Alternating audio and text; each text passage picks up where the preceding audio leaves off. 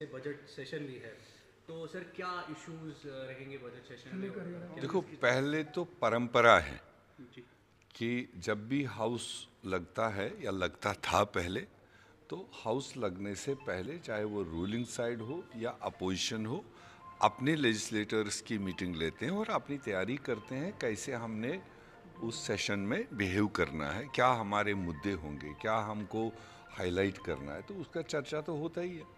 तो उसी सिलसिले में आज हमारे अपने पार्टी के लीडर से बात हुई और इसके बाद जॉइंट लेजिस्लेचर पार्टी है जो नेशनल कॉन्फ्रेंस कांग्रेस और अदर अलाइज की है, वो भी 3 बजे है।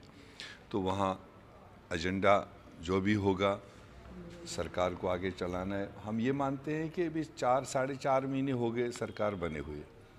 बहुत लोग एक्सपेक्ट कर रहे हैं कि सरकार ने ये नहीं किया, वो नहीं किया जो वादे थे, मगर ये नहीं जानते हैं कि जिस टाइम पर सरकार बनी, जिस टाइम पर ओथ लिया गया, उसके पहले इस साल का बजट हुआ था, जो लेफ्टिनेंट गवर्नर के टाइम पर पूरे साल भर का बजट बना रखा था। उसमें कोई स्कोप नहीं थी कि ड्यूरिंग द ईयर सरकार बनेगी, सरकार की डिस्क्रिशन क्या होगी। तो इसलिए मैं समझता हूँ कि वो भी एक हर्डल इन 4 महीनों में रही।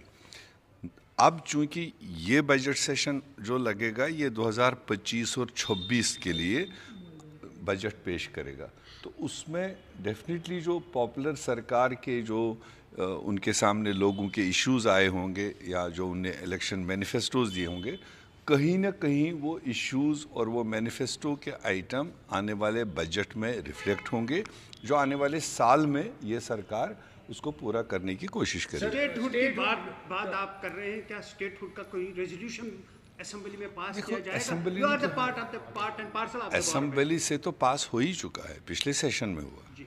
अब रोज रोज अलग अलग आदमी थोड़ी लाएगा, वो तो एक व्यू है। हम ये मानते हैं कि प्राइम मिनिस्टर ऑफ इंडिया की ये कमिटमेंट थी, हम उसके विटनेस हैं। आज से 3 साल पहले जब उन्होंने ऑल पार्टी मीटिंग बुलाई थी, तब उन्होंने कहा था पहले रिऑर्गेनाइजेशन किया, अब डिलिमिटेशन होगा, डिलिमिटेशन के बाद में इलेक्शन होगा और इलेक्शन के तत्काल बाद स्टेट रेस्टोर करने की प्रक्रिया हम शुरू करेंगे। इसीलिए जब रिऑर्गेनाइजेशन हुआ, डिलिमिटेशन हुआ, इलेक्शन हुआ, एक पॉपुलर मैंडेट के साथ एक पॉपुलर जमात सरकार भी बना चुकी है, तो अब 4 महीने से ज़्यादा टाइम हो गया, तो जो उनको अपनी कमिटमेंट पूरी करनी चाहिए उसमें वो डिले हैं, वो फुलफिल नहीं कर रहे हैं। हम तो लगातार ये कह रहे हैं कि जम्मू कश्मीर के लोगों ने 2024 के जनरल असेंबली चुनाव में सबसे बड़ा मुद्दा जो रहा वो रेस्टोरेशन ऑफ स्टेट का रहा। वो हमने हमारे तरीके से कहा, नेशनल कॉन्फ्रेंस ने अपने तरीके से कहा, दूसरी तीसरी पार्टियों ने अपने तरीके से कहा। लोगों को कौन से रास्ते से लगा कि हमें इसमें मदद होगा, वो उनने मैंडेट दिया। अब अगर डिले है, अगर लैतुल लैल है, वो सेंट्रल गवर्नमेंट की तरफ से है, प्राइम मिनिस्टर की तरफ से है। सर क्योंकि 6-7 साल के बाद ये असेंबली एक बार फिर जैसे लग रही है, क्योंकि एक गैप रहा है, तो सर जो इलेक्टेड रिप्रेजेंटेटिव है उसको सर अब राइट नहीं है कि वो असेंबली के बीच में सिक्योरिटी फोर्सेस से रिलेटेड सवाल पूछ सके, क्वेश्चन पुट कर सके। कॉमन सेंस है, जब अभी यूटी स्टेटस है, इतना तो अकल सब लोग रखते हैं, और यूटी स्टेटस में जो चीज़ें सेंट्रल से कमांड हो रही है उसको असेंबली में उठाने का कोई मतलब नहीं, उसका कोई जवाब देने वाला नहीं होगा। जो लेफ्टिनेंट गवर्नर होल्ड करते हैं on behalf of central government, तो लेफ्टिनेंट गवर्नर हाउस का पार्ट तो रहेंगे नहीं। तो इसलिए हो सकता है सवालात उस डायरेक्शन में नहीं आए होंगे, मगर रेजोल्यूशंस और दूसरे तरीके से चीज़ें हाउस में उठेंगी जिसका जवाब सरकार दे सकती है। मीर साहब इंडियन अलायंस है, प्राइवेट बिल आ रही है, PDP Indian alliance private bill आ रही है और स्टेट लैंड के लिए और शराबबंदी के लिए।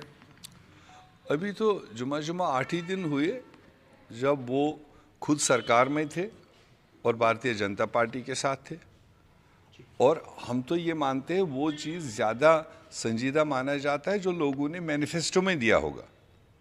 अगर मैनिफेस्टो में किसी जमात ने कोई चीज़ रखा है तो उसको वाजिब बनता है। उसके बाद अब जब आएगा हाउस में, तब हाउस के मौके के हिसाब से कौन किस चीज़ को कहाँ सपोर्ट करेगा, कहाँ नहीं करेगा, वो हाउस की बात है। मीर साहब इंडियन अलायंस है, स्टेटहुड लाने के लिए किस किस किस्म की कोशिशें जारी हो रही है ताकि जम्मू कश्मीर में एक बार फिर स्टेटहुड वापस लौट आए और रेल की तरफ गाड़ी पटरी पे देखो, इंडिया अलायंस तो पहले से कमिटेड है। हमने तो लगातार कहा इंडिया अलायंस का सबसे बड़ा इंग्रेडिएंट जो है इंडियन नेशनल कांग्रेस है। तो कांग्रेस अपनी वर्किंग कमेटीज़ में और उसके बाद जब जम्मू कश्मीर आए चुनाव के दरमियान हमारे मल्लिकार्जुन खड़गे जी, राहुल गांधी जी ये लगातार कह चुके हैं कि हम जम्मू कश्मीर के लोगों की जो ख्वाहिश है उनको अपना स्टेट वापस मिलना चाहिए, उसकी नुमाइंदगी हम हर सतह पर करेंगे। मगर पार्लियामेंट चलने ही नहीं दिया। पार्लियामेंट में कौन सा चीज़ आपने देखा? 2 बार सेशन चला, कोई कार्रवाई हुई?